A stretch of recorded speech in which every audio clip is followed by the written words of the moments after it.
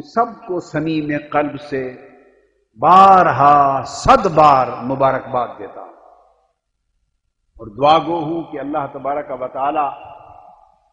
آپ کی کاوشیں اپنی بارگاہ میں قبول فرمائے۔ ان تمام علماء کا جن میں آج میزبانوں میں شامل ہو کر حضرت مولانا علامہ عبد الرحمن اشرفی جو جامع اشرفیہ کے مہتمم اور شیخ الحدیث،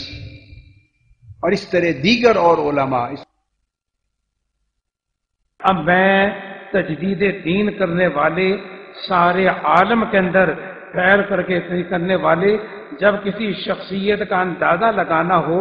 تو یہ اللہ کو حاضر ناظر سمجھ کر یہ اندازہ لگایا جاتا ہے کہ ان کا کام کیسا ہے، کام کو دیکھ کر کے اندازہ لگایا جاتا ہے۔ تو میں وہ لقب نہیں دینا چاہتا سمجھے کہیں، لیکن کام خود بتلا دے گا کہ اللہ نے ان کو کیا مقام دیا ہے۔ اب وہ حضرت تشریف لا رہے ہیں، وہ حضرت تشریف۔